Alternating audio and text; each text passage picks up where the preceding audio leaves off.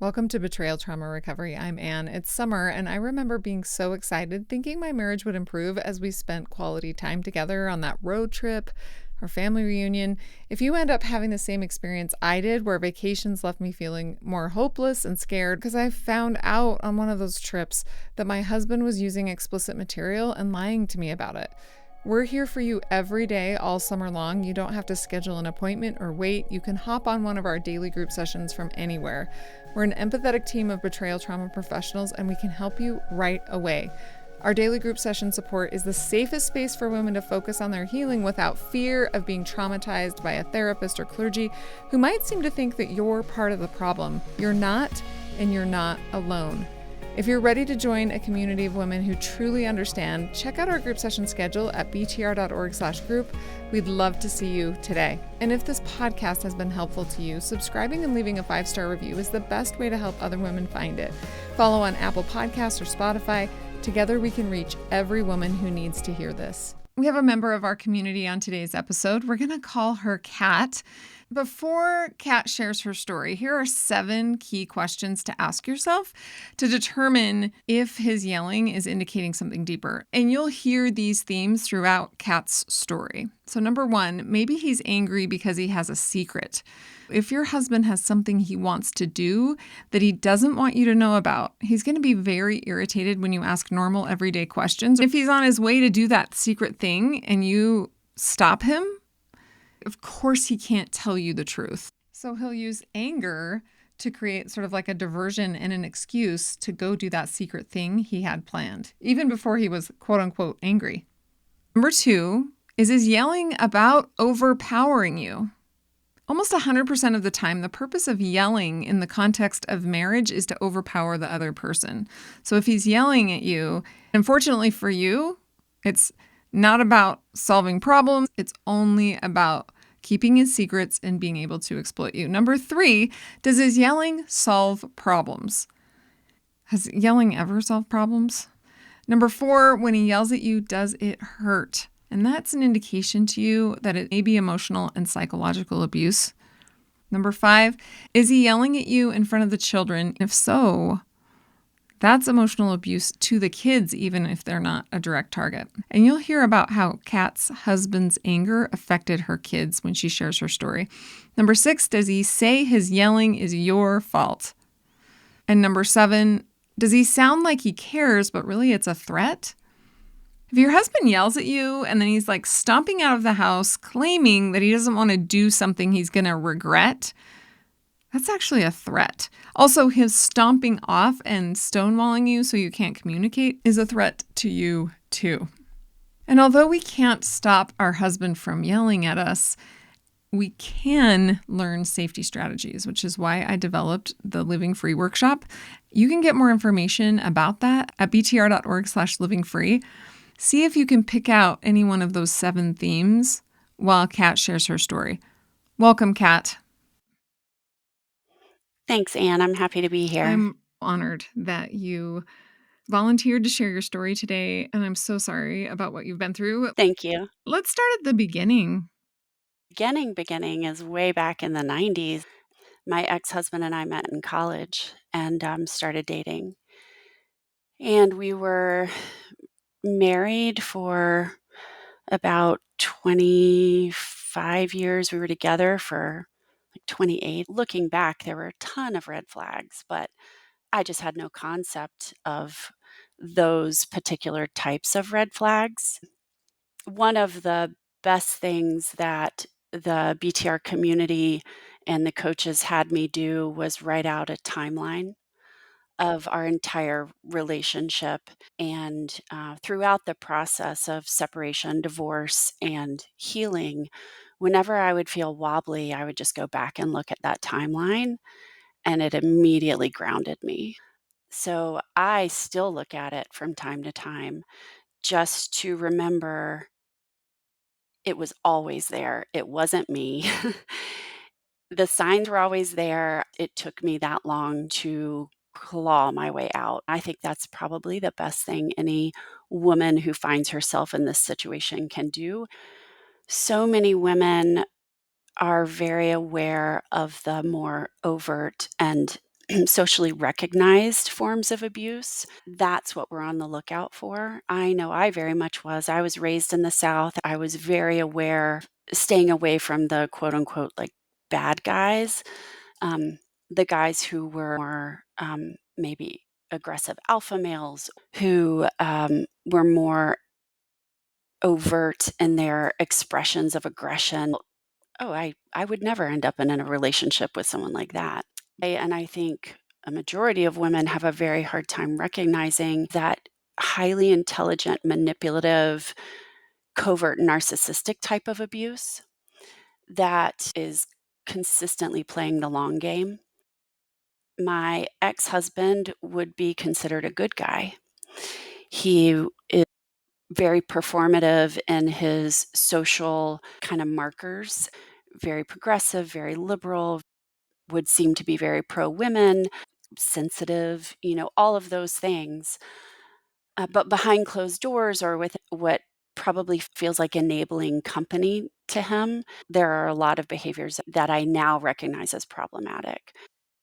One of the first was such an obvious red flag to me. Our junior year, we'd been dating for a little while, but I had not seen any of the red flag behavior. One of his dearest friends from childhood, who also went to our college and was his roommate, pulled me aside and said, "Have you seen his dark side?" And I had no idea what he was talking about. I couldn't even imagine what he was describing, which was like a prolonged moodiness and grouchiness that his friend group had become accustomed to and sort of made space for. I now understand that friend group are what would be called flying monkeys and enablers. At the time, I didn't know that. And he was sort of the alpha of that friend group, even though socially he was not your typical alpha male. And it wasn't long after that that I did see sort of dark side come out. I couldn't figure out what had happened. I still don't know why moodiness and grouchiness that was very much directed at me, but no reason could be provided for it, and I had never experienced anything like that. So I was saying, what's going on? What's wrong? What do you need? How can I help you? Doing all of the things. And nothing I did made a difference. And then just like within 24 hours, I guess it passed. But there was no reason really given. Eventually, the narrative of it became, this is something that the men in my family do. We all struggle with anxiety and depression. And I think it was implied it was a part of their genetic makeup. I have come to develop a theory, and when my book comes out, it outlines this really clearly. When they start to escalate like that for seemingly no reason, it's because they have something else they want to go do, but they can't figure out how to get away from us. Hmm. So they instigate a fight so they can stomp off and go do the thing they want to do, like solicit a prostitute. But they can't say to you, hey, you know what? I've got a prostitute to solicit. Right, right. And so I'm going to go. Some of them will just be like, I've got homework to do and go and solicit the prostitute. So the question I have is, did he escalate to the point where he kind of stomped off? Yes.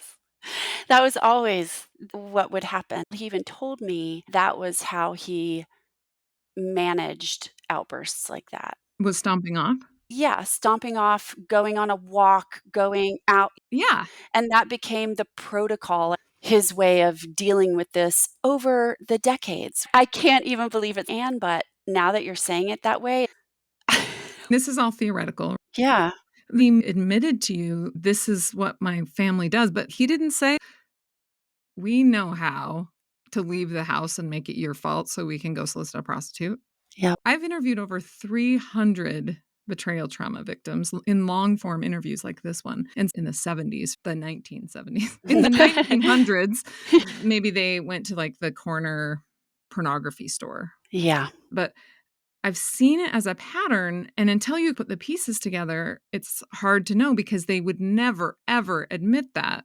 yeah, They just want you to think they got so mad at you because you're so terrible that the only way that they could cool down, and they'll maybe even say it in a way that makes them sound a little bit nice, like, I didn't want to hurt you anymore. Mhm. And so I stomped off to like save you from my anger. When Mhm. really they invented a fight from nothing in order to go do the secret sexual thing that they wanted to do that they had planned before they started the quote unquote argument. Yeah.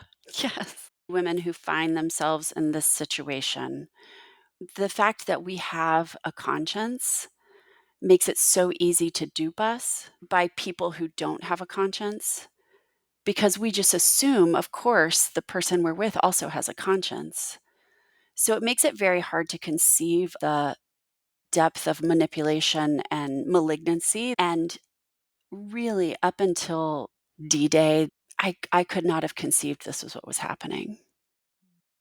I truly believed his rationales or reasons. I know this is such a stereotype, but he had a lot of trauma in his childhood. His mother was killed in an accident when he was young, and a lot of the moodiness and the depression, anxiety, and I'm using air quotes there because I no longer believe that's what it was, but that's what it was attributed to at the time, was implicitly ascribed to that trauma. And I made space for that all the time. Even if it wasn't directly talked about, that was the narrative I created in my mind for what was going on and why he deserved compassion and understanding and support. I had a therapist say to me once about my ex, Mhm. he's a psychopath. And I was like, what? She'd never met him, so she couldn't diagnose him. But she Mhm. said, did he manipulate you to feel sorry for him in Mhm. order to get away with bad behavior? And I said, wow, I didn't think about that. She said one of the hallmarks of a psychopath is they want someone to pity them Yeah. because a healthy person does not want someone's pity. They're like, Mhm. yeah, my mom passed away from a car accident when I was a kid. It was a real bummer. It's sad, but like I'm healthy now and here I am as an adult. Yeah. Yeah. Yeah. But they could use anything Mhm. to elicit pity in order to do what they want to do. Yeah. Let's go back to that flying monkey friend. It's interesting to me that you said your husband was the alpha of this group, who I assume took his side later from the way you described it. What do you think his motivation was in asking if he had a dark side? Do you think he was trying to warn you? I don't know if it was really out of concern for me. I have to really share the tone of this friend group. They're all very sweet. They're all very kind. Well, I know one of them has attacked me verbally, talking about me behind my back. I don't know that any of the rest of them have. They have all, at least to me, said kind, compassionate things, but it's that sitting on the fence. I want to be nice to you. I want to be a good guy and say the right thing to you, but I'm also going to totally support your ex husband. Although, when my ex husband, I think, notified some of his cohort and requested privacy or something like that, one of those friends reached out to both of us and said, I'm so sorry to hear this. If either of you want to talk, I'm here.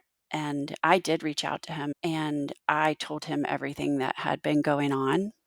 We had a long conversation and he believed everything I said because he had seen things. But he said to me, Kat, we all knew he was capable of this. We just hoped it wasn't happening to you. Hmm. That's like verbatim what he said to me. And yet they're all just there for him. So I thought the group was all kind, all sensitive, all good guys. And yet they really are his enablers to the very end. Um, I've since cut ties with everyone, like all of them, even though some of them were my friends separate from my ex husband before we got together in college. Even most of his family, I've cut ties with. I do have intermittent contact with his brother and brother's wife from his family who do not speak to him anymore. But the rest, I've cut everyone out. That's so hard. We perceive it as a warning, but part of me wonders if they're testing the waters, like, Mhm. because many of them drop the mask a little bit before the marriage and then Yeah. they put it back on. And I often wonder if it's a little bit of a test. And again, this is not our fault that we believe them, Oh, which yeah. is the most awful, unconscionable thing to think. A normal Mhm. person would be like, oh, shoot, Yep. she believed me. I better tell her the truth so that she knows what she's getting into. Yeah. Ugh, it's awful. Yeah. After that first, I didn't know what it was at the time, but now I understand that was abuse very early on, 9 months into dating. It didn't happen again for a long time. And Mhm. then those cycles got closer and closer together, and it took 15 or more years. I mean, I was in my 30s with 3 children before I realized, like, this is just my life. It is just one big, and I didn't have the word abuse cycle then, but I did understand that this is just all the time now. It isn't intermittent episodes anymore. It is just a Mhm. constant daily grind. We all know the frog in the pot of boiling water analogy. I look back now and I understand that the behaviors, especially the outward behaviors that were happening within our various friend groups over the decades, were very much meant to create his false image, to hide his secret behaviors, secret basement, and covert abuse, while simultaneously invalidating me, so that if I ever went to someone, I wouldn't be believed. He did actually write that to me. He admitted that he did that on purpose.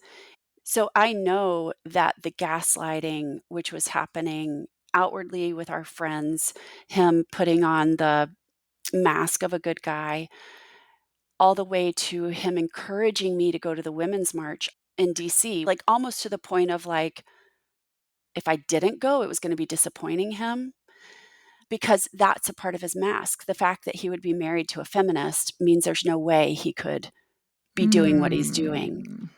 Mm. It's like a decorator crab. They're Mhm. just putting all of these things on their shell, and I was like his crown jewel, but I was Mm. just social capital. That's it. And I know now that's kind of what our family was as well. So that long game, it's hard to really wrap your mind around how deep and calculated it is. And I still struggle with wondering, is it all conscious or he can't help it? And I'm saying that with air quotes, like he can't help it, not like, oh, poor him. No, I don't feel that way at all. But that it's such a part of who he is. And it's kind of gotten to the point it doesn't matter to me.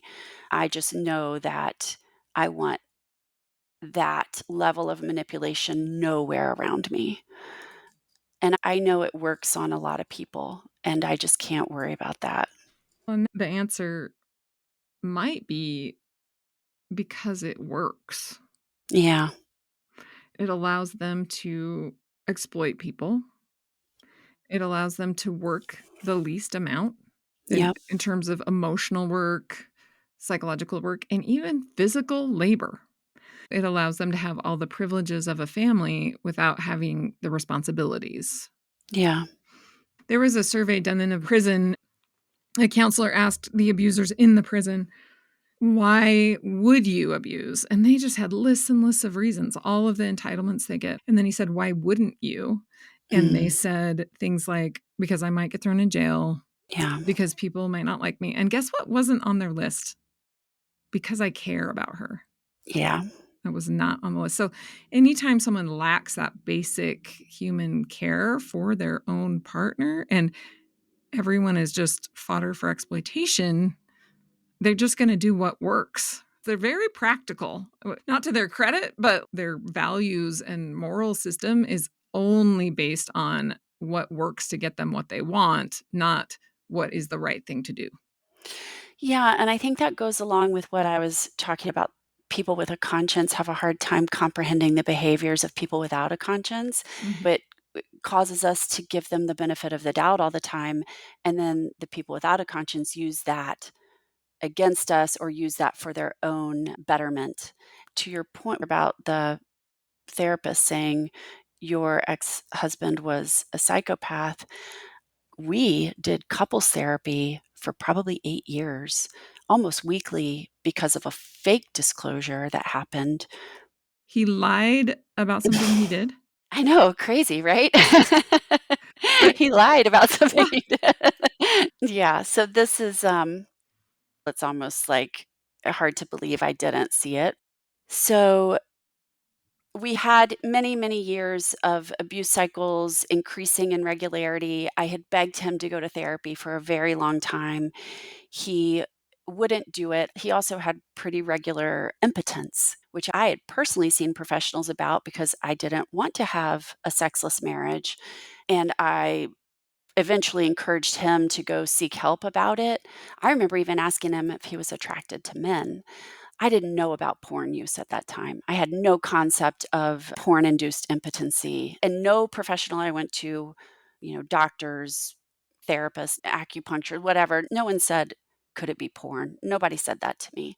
So I went to him and said, "Can you go get checked out? Let's figure out what's going on." And he came back, he said, "Everything's fine. They just said it's anxiety." But the abuse cycles that were associated with his impotence were the worst. I had 3 kids. Eventually, I just kept them away from him as much as possible while he was just, like, in a dark room on the computer and grouchy. So his dad came to visit one time, saw what was happening, came to me and said he did not like what he was seeing, and I said, "Can you tell him to go to therapy because he won't listen to me?" So he went to therapy after his dad told him to.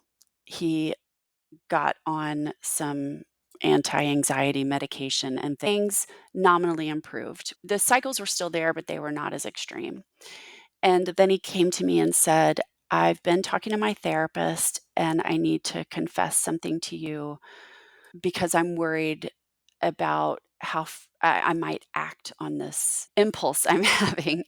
He said, "I just wanted you to know that I was watching porn. I have to admit, I didn't really care about porn at that point. I just thought it was something most guys did. I didn't know all of the harms associated with it. I didn't like it, but it wasn't an area of concern for me." So he said, "I was watching porn and all these pop-up windows were coming up and I clicked on a website and I started talking to a bot. Hmm. And it was taking me further into chat rooms." And this is his words. "I was getting worried about how far I was going." And he said, "And I ended up on a website called Ashley Madison." Mm. And he said, "All I was doing was talking to people." But again, I had no idea. I mean, I look back now and I'm just like, I'm a different person. But I said, "Ashley Madison." And then I realized what Ashley Madison was. I did not think he was cheating. I believed what he said about just talking to people. Mhm. For Yeah. women who may not be Mhm. aware of the Ashley Madison scandal, Yeah. can you give a brief overview of that? It's a website for married people to sign up to cheat on their Right. spouses. Was that the time when it was hacked and they released all the names? Well, I didn't know that, but yes, that's why he did it. Yes, he was preempting. Exactly. He was getting ahead of it just in case you discovered it. Yes, exactly. It was a fake disclosure. At that time, you think, of course he's telling the truth Yeah. because why would he tell me if he weren't telling the truth? There's no way you'd be thinking that he concocted a lie preemptively so that he Yep, could lie to you if you discovered the truth. exactly. When you said the abuse cycle with the impotence was the worst, that may or may not confirm my theory that the anger is because you're obstructing them from using porn or because anytime you try to talk to them, if they're like on their way to use porn or if they're on their way to do the thing they want to do, they're going to be extremely irritated Mm, and mad at you so that they have a quote unquote excuse to go do something else. And that also might explain why he was so impotent at that time, because if you're using porn and masturbating every day or multiple times a day, you're definitely going to be impotent with your wife. Yeah, and he told me at the end of the marriage that there were times where he was using porn 7 hours a day. He would leave his tech job and go meet up with, like, Craigslist hookups, which who knows? And my oldest son, he said to me, "You would be an idiot to believe a word that comes out of his mouth at this point." And that was just a few months after he admitted the real, and I'm saying real in air quotes because I'm sure that's the tip of the iceberg. Whatever he admitted to, I mean, we had 26 years of him doing stuff I don't know about. Whatever he admitted to, there's way worse out there, but that's all I needed. And that's when I went no contact. Um, but after the first fake disclosure regarding Ashley Madison, he had a whole, like, plan in place. He had already contacted a couples therapist. He said, "Let's start doing couples therapy. I wanna use this to rebuild our marriage," and all this stuff, and I never enthusiastically agreed, but I definitely acquiesced. And so we spent 8 years in couples therapy. I realize now what garbage that was. He used couples therapy to manipulate me. When more truth came out, I scheduled an appointment with that therapist and recounted several times I had tried to point to what was happening and was kind of silenced in couples therapy. That couples therapist, to his credit, said he's definitely a covert narcissist and I think he's a sociopath. Probably similar to your therapist saying your ex husband was a psychopath. This therapist saw my ex husband weekly for 8 years. So that was very eye opening for me.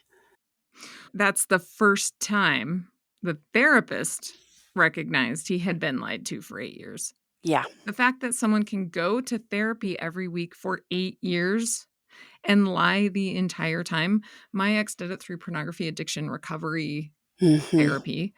He'd go to 12-step meetings and lie to everyone, and he enjoyed every minute of it. Yep. Mine loved therapy. When I mentioned, "Hey, let's go to therapy," he was like, "Yes." Once they discover that therapy will work for them, they don't mind it at all. Oh, no. A lot of women think, "If I could just get him in therapy." And it sounds like you thought that. I did. Then you did, and it gets worse. Ye They learn how to weaponize the therapy against us so that they seem better and they sound good. Yeah. Yours was already good at that, Yeah. which makes them even more scary. So, oh, yeah, Yeah. if you're listening thinking, "If he would only go to therapy," It's dangerous, especially couples therapy, because couples therapists assume an equality of good intention. Like, both people are there because they're trying to improve the relationship.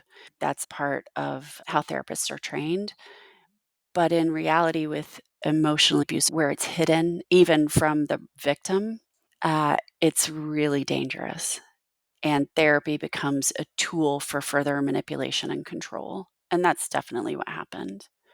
The way I was able to gain awareness into the reality that what I was living with was abuse started when I discovered a large bag of marijuana in his backpack while I was helping my middle son look for something that he had lost that my husband was mad about, and I was trying to help him avoid his dad's ire by helping him look for this thing, and I opened up my husband's backpack, and there was a big bag of marijuana in there, and he had been saying in therapy he wasn't doing anything, he wasn't doing porn, he wasn't doing drugs, he wasn't doing all this stuff, and I just lost it. Like, I could not believe the level of deception that I was still dealing with and just bald-faced lying, and so we had a big heated argument that night.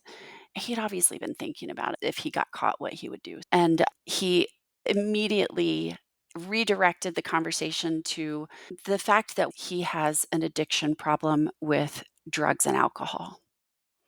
This was news to me. I had no idea. I don't think he actually I mean, I think it's more that he has a problem with entitlement, and if he wants to do something, he's gonna do it whether or not he said he won't or whether or not it's harmful to others. So, he said, "I'm gonna start going to AA. I'm gonna go do all these 12-step things." My oldest son had done a wilderness therapy program, and we were still working with his therapist from that program. I also now understand that was a whole redirection away from my husband's issues to scapegoat my child.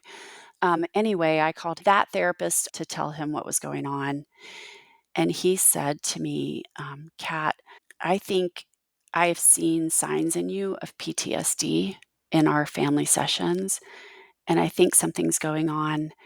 And I recommend you look at, I think he gave me the name of a podcast. And my ex husband started doing a program and determined that he had a problem with lying. That was his problem. I was diagnosed with PTSD or CPTSD. I'm going to jump in and say there's the P in CPTSD, the post. Right. It's not post. Right. If they're going to diagnose us, which I have to tell you, I disagree with, I think they should look at us and say, you're acting completely normal. You're not Right. diagnosed with anything. And Right. it's not post anything. You're being abused. Yes. He did that program and we were still in constant contact. And I look back now on all of our text exchanges and I can't believe how much energy I put into explaining human decency to him for so long. Like, he obviously knew. I mean, a couple months after that, he started another men's program. And then I found BTR. And then he finished the program, all the while making pronouncements to me, oh, I'm going to do this, and here's all of this. And then he said he wanted a divorce. And the biggest tell to me was that I wasn't even sad. I was sad about our family, and I was scared. There was a lot of fear, but I've never once missed him. Yeah, that is a good sign. Or not a good Yeah. It's not a good sign, but that's a sign. It's very clear. Yeah. Clarifying. Yeah. I'm so glad that you discovered that. I used to recommend men's programs, and I don't anymore because of this. Totally. Through this program, my ex-husband found a way to manipulate through therapy language. He went to those AA meetings and 12-step program meetings and would come home and disparage all the people in those meetings and say like, oh, I'm not as bad as those guys.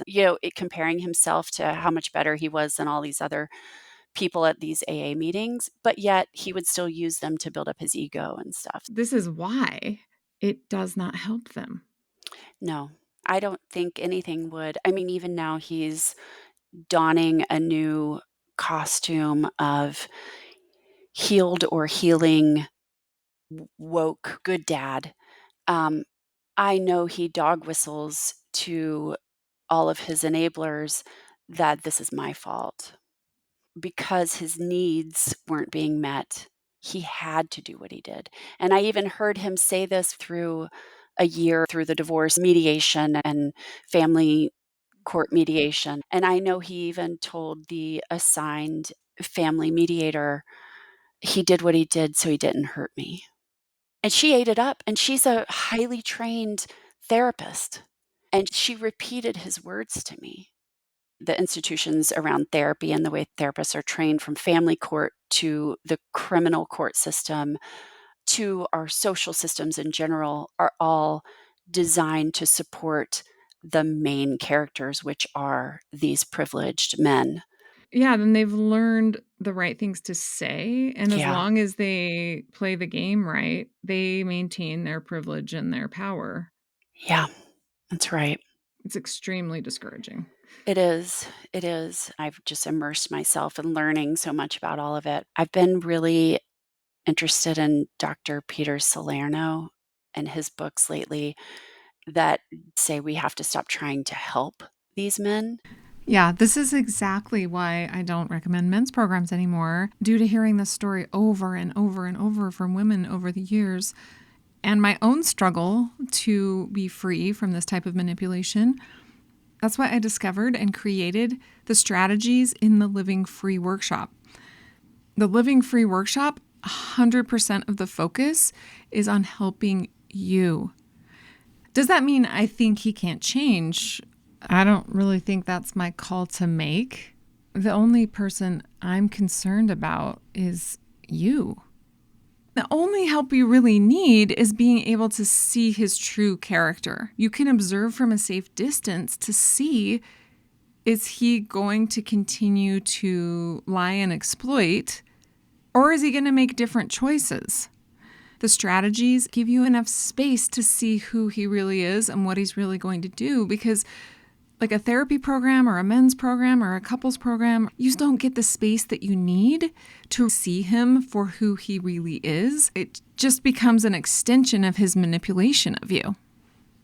But the strategies in the Living Free workshop enable you to create space for yourself to see his true character, because truth is the only way out of this. That's right. That's exactly right. That's so good. Our local domestic violence coalition, instead of putting more money into helping victims, they decided they were going to do a men's program. And I'm like, don't do it, because they know what they're doing.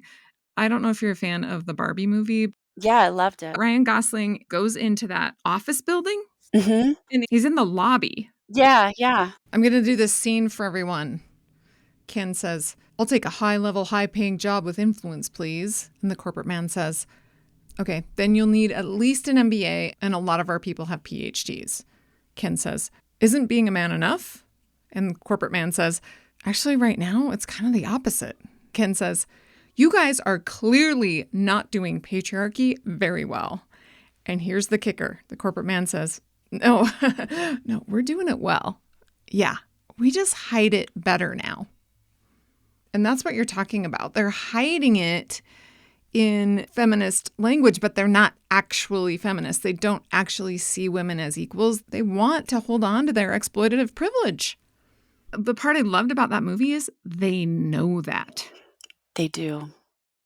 And that's why the covert abusers are probably the most successful now, because there are so few avenues still socially acceptable to exercise dominance and control. Right? Yeah. And they're getting very good at it. So in court, they intend to, and they know that they can dysregulate us by abusing us. It's their intent to strike fear, to dysregulate us so they can claim we're crazy. And we look very disheveled and freaked out because we are.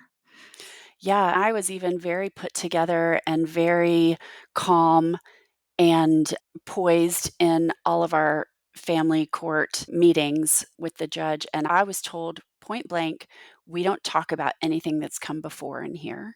We only talk about how we're moving forward, which is crazy to me, knowing all of the written admissions I had from him. I was not allowed to even present that. This is the twisted thing about family court. I was the only one showing up and advocating for the kids. He was showing up and advocating for what he wanted from custody. And I was told if I didn't stop, I was going to be labeled a parental alienator.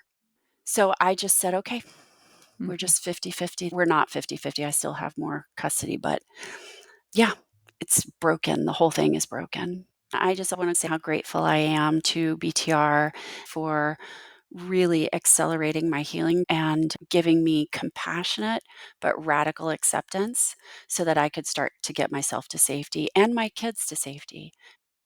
Kat, thank you so much for sharing your story. Thank you, Anne. If this podcast is helpful to you, follow or subscribe on your favorite podcasting app to help other women find it. You can also subscribe to this podcast on YouTube. While you're there, comment, give it a 5-star rating. That'll help bump us up in the algorithm. Thank you to those of you who have subscribed on YouTube or other places and commented and given us 5-star reviews, because that's the #1 way to get the word out to other women about this. If you've already purchased a copy of my book, Trauma Mama Husband Drama, from Amazon, please circle back and give it a 5-star rating. A lot of women are searching for books to figure out what to do about their husband, and rating Trauma Mama on Amazon will help them find this podcast, which is free to everyone. And of course, your generous donations keep this podcast going. Go to btr.org, scroll to the bottom, and click on Support the Podcast. And until next week, stay safe out there.